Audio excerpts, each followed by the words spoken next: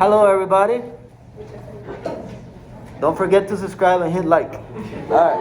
Am I in the video list Now you are. Is this what you did? All right. So here we go. Let's find the handout average value. We were able to do some of it, but we were not able to finish the back. And it's been keeping me awake. I haven't been able to go to sleep knowing that we didn't finish this lesson. I've been texting Mr. Kawahara every night at 1 a.m. like, hey, what you doing? And but that ends today. All right. So, real quick, average value, right? This was the average value. So on the back, there is a average value question. So why don't we answer that real quick? Find the average value of this function on -2 to 2. What was the formula for average value? 1 over b minus a. So in this case, it would be 2 and -2. So it would be 1 over 2 minus -2. And then the integral from where to where?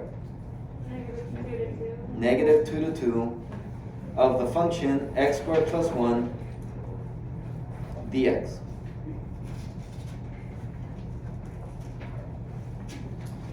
And then that would be 1 over 2 plus 2, 4, -2 to 2, x squared plus 1 dx. This is before we even talked about u substitution, right? The good old days where it was very straightforward. Can we take the antiderivative of x squared plus 1 just straight out? Yeah, we can. So this would be 1/4. What's the antiderivative of x squared plus 1? Well, that's derivative, but the antiderivative. Oh boy. Edit. Cut. X cubed over 3. Yes, you gotta do it. Plus x. And then usually we would put plus c, but when we have a limits of integration, we don't need that. And then it would be from -2 to 2. We're good? We're just kind of warming up here. And then the fundamental theorem of calculus tells us that I can do what with these?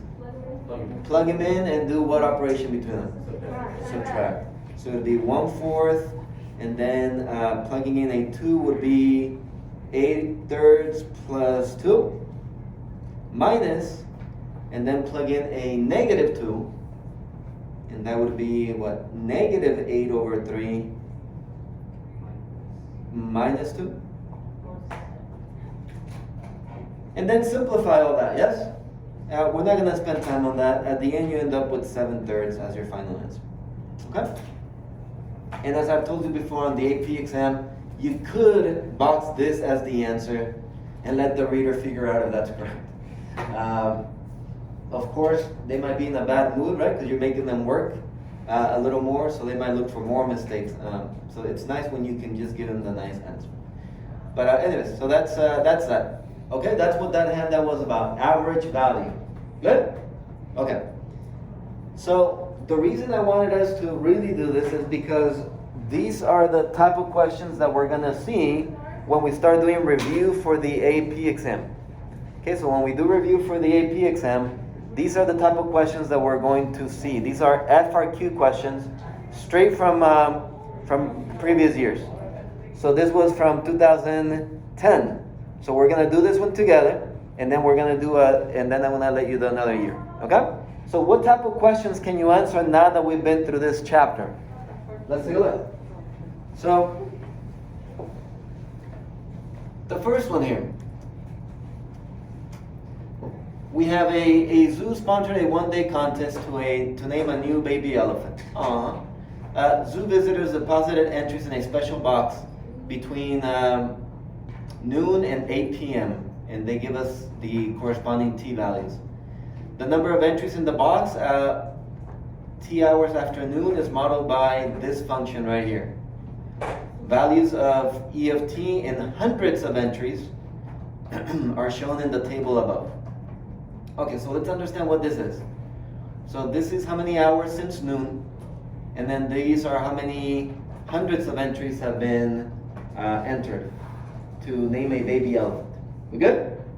All right, Ken, we good? All right. So, Ken, can you read us part A here? What is it asking us? So you can read us part A. Use a data table to approximate the rate in hundreds of entries per hour at which entries were being deposited at time t equals 6. Show the computations that lead to your answer. Okay, thank you. So, right here they're asking us use the table to approximate the rate.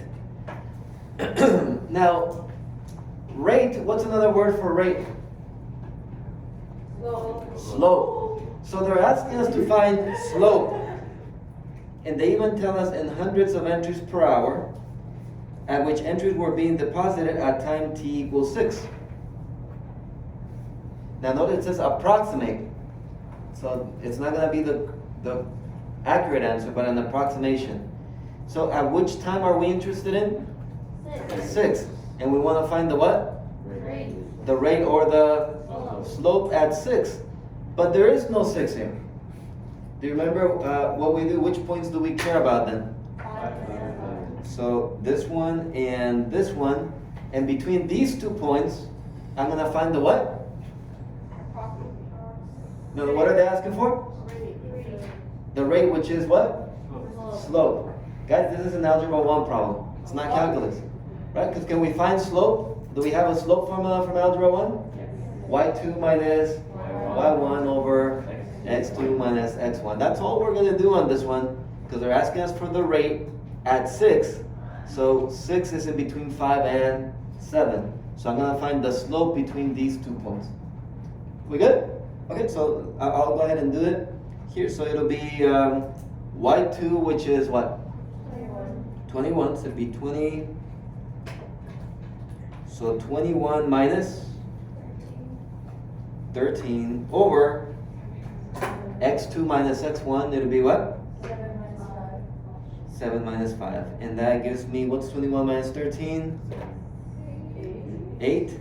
7 minus 2. Minus 5, 2. And that gives me 4. Now, for what? Well, at the top, we were using these numbers here. And the unit for that is hundreds of entries. So at the top we had hundreds of entries per, at the bottom, the x value to 7 minus 5. 7 minus 5 what? Hours. So at the bottom we had hours. And that's it. So our answer is 4 hundreds of entries per hour. So what does that mean? That around the 6th hour, there were approximately 400 entries being entered per hour.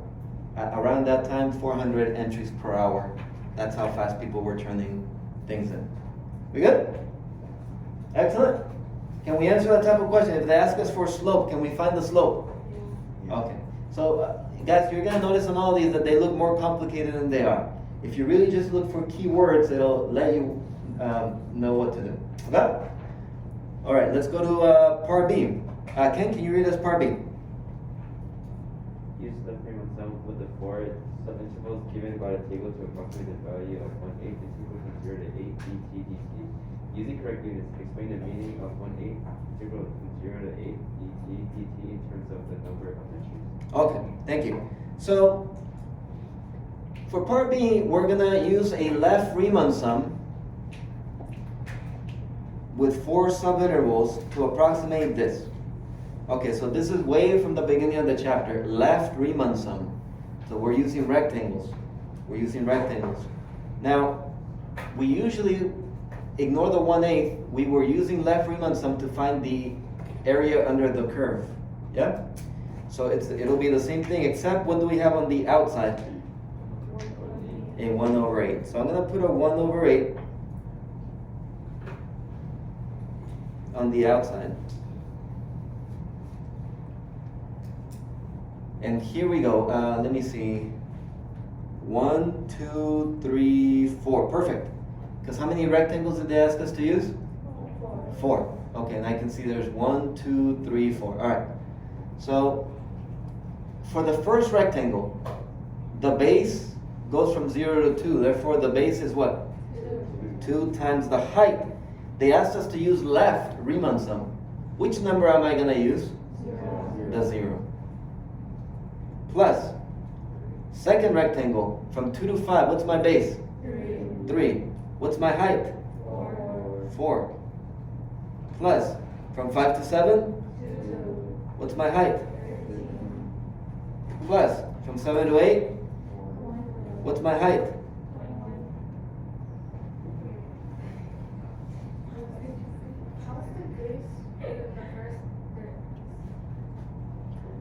The base for the first one is 2, but the height is 0. Okay, and that's okay. We can have a height of 0. It's fine. Okay, and then that would be the answer. You would figure out what that is at the end. I mean, this is calculator or just simple arithmetic. At the end, you end up with 15 over 4, or 3.75. And don't forget the 1/8. That's after you multiply by 1/8. After you multiply by 1/8, you end up with this. Here's the thing. Units. Could you get a point for having the right units? What units are these going to be? Well, this is interesting. This looks very much like which formula? In fact, we did it up here on the one over here. It looks like which formula? Average? The average value, isn't it? 1 over 8 minus 0, from 0 to 8. Do you see that it's the average value formula? It's the one that you used on the problem up top. The average value. So what does the average value find? Well, it finds the average value. So if they give you something on velocity, and you find the average value formula, now you found the average velocity. If it's a height function, and you find the average value, you use the average value, guess what you found? Average what? Height. Yes? Okay, so it's whatever they give you. So in this case, this function represents what? Hundreds of entries of people wanting to name the elephant, right? So we found then 3.75, the units is hundreds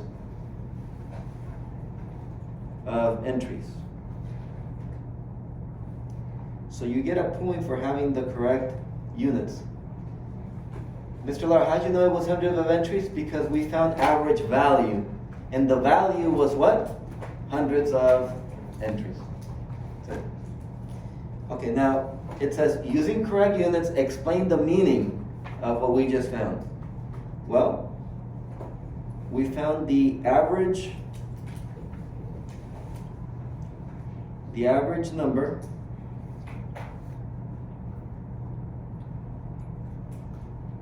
of hundreds of entries in the box between noon and 8 p.m.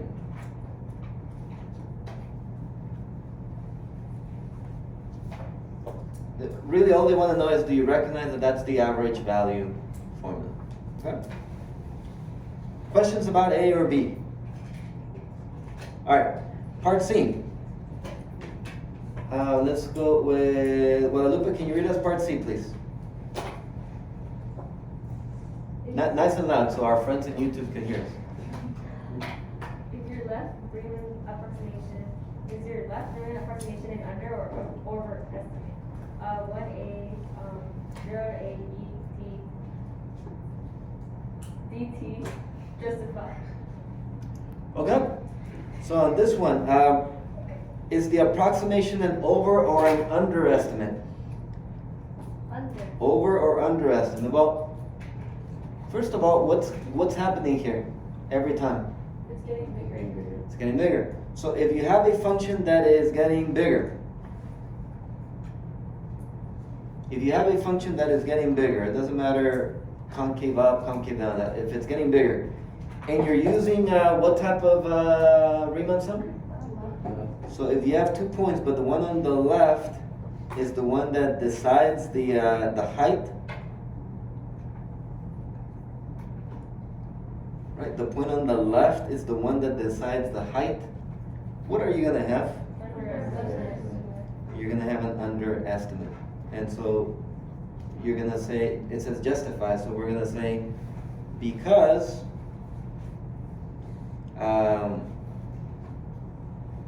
E of t is increasing, our left Riemann sum is an underestimate. Okay? That's it? Isn't that something that we kind of knew already? So you're asked about it. Don't freak out. You already know the answer. You know it. All right. Then the last thing, Katrina, you really wanted to be on the video, so go ahead and can you read us part D, please? Evaluate and interpret from the integral of 0 to 8 e prime of t dt in the context of the problem. Okay.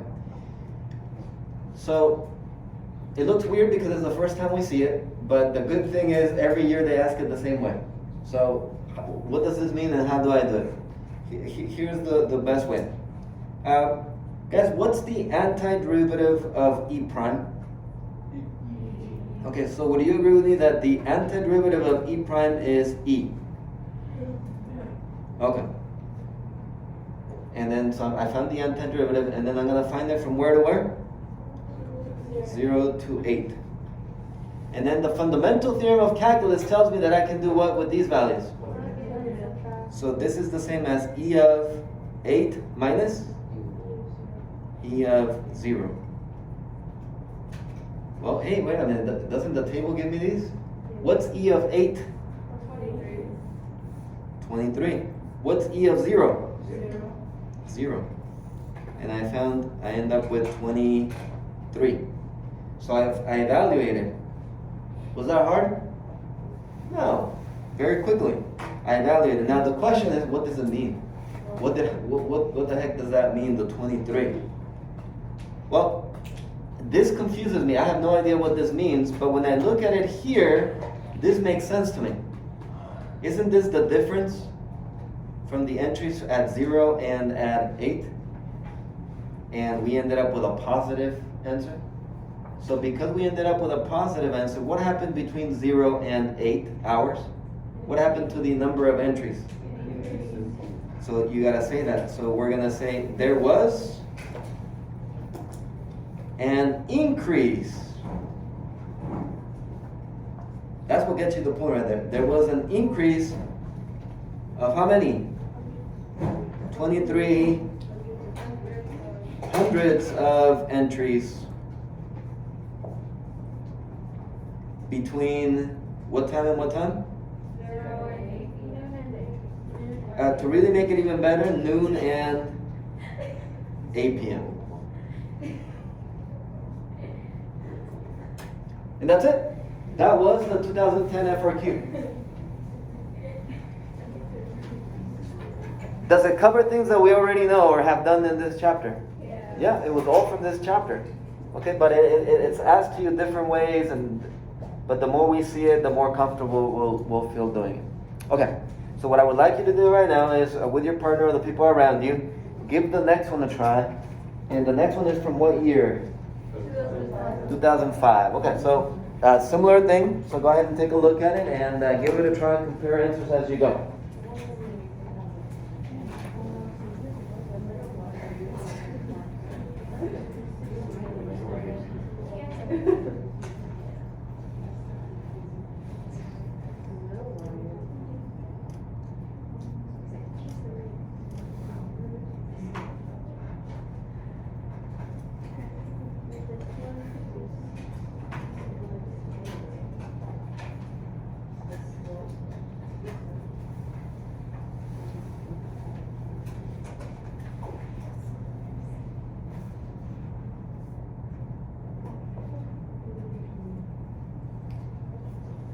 And I'll just tell you now, A is very much like A on the one I did. Because it's asking you to find T prime. T prime. Prime means what? Slope. So can we find the slope? Yes. Is it a calculus problem or an algebra problem? Algebra. A is actually an algebra problem.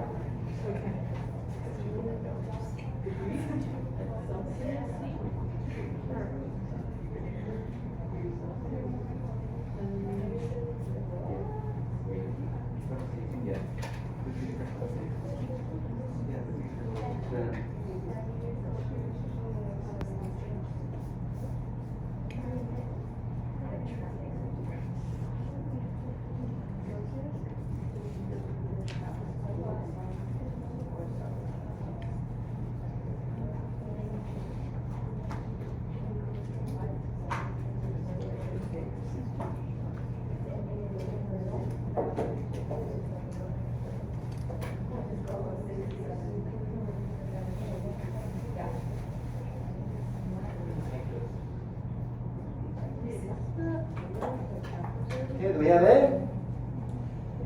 Take a look, did we get negative 7/2? And then the units are, the top was degrees Celsius, the bottom was centimeters. There you go. You're getting points on the AP exam already, guys. So that was A. Now try B.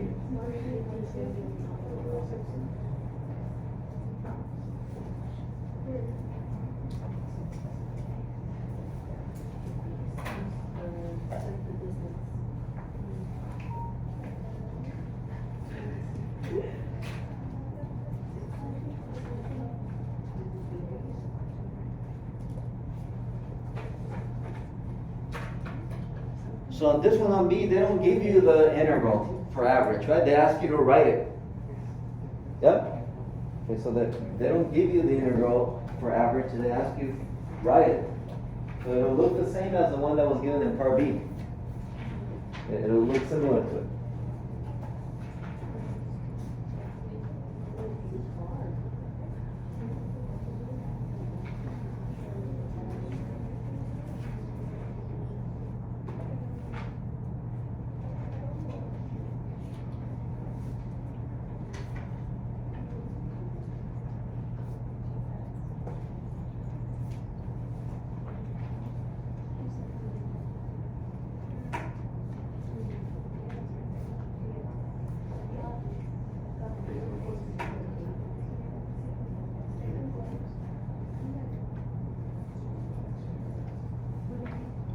So would we have gotten at least that point, writing the integral? Yes, 1/8 from 0 to 8 of t of x dx. Katie, you're looking at me like you don't believe me. What's the 1/8? Average, because they're asking you to find the average temperature. So average value formula. Average value. What does the average value formula say? 1/8 minus 0 from 0 to 8. Otherwise, it's not the average, right?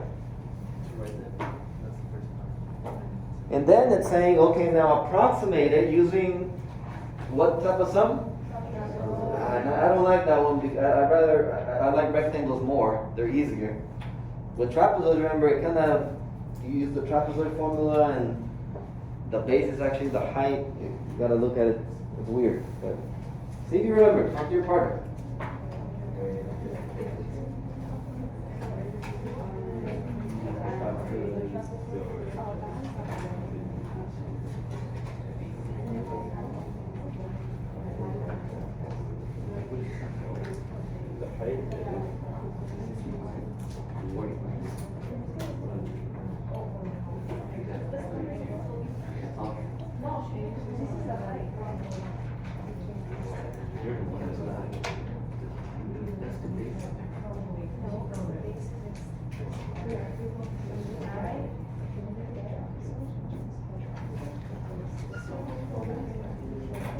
Remember, for trapezoids, this is actually the height of the trapezoid. From 0 to 1 is the height of the trapezoid. And then here's base 1 and base 2. So it's kind of the opposite.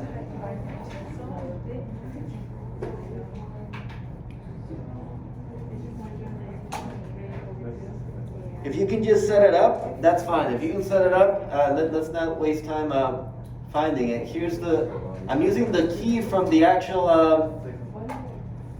AP exam. This is what the reader, the person that graded this exam, this is what they were given. So this is the key that they were given to grade that year. So they were looking for that. They were looking for some sort of setup. And then at the end, they would have found it. Okay? So let's not waste time plugging in the calculator, but could you have set it up? Now notice the units. What were the units at the end? Yeah. Degrees, because it was temperature and we found average temperature. So the unit was temperature.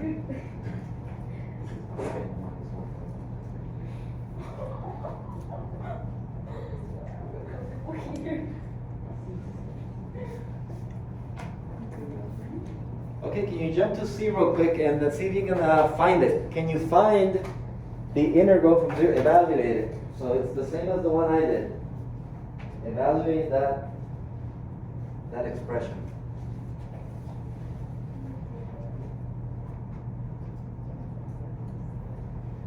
If you need the space at the bottom, use it.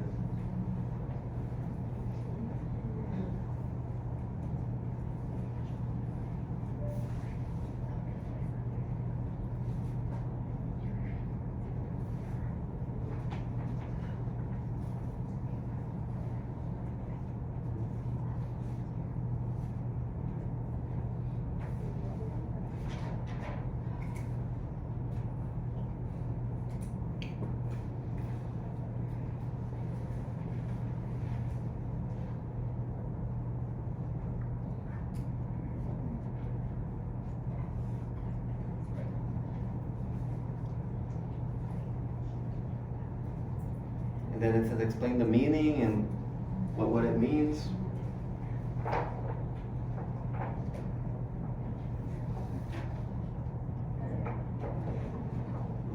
So if you tried already, you should have gotten negative 45.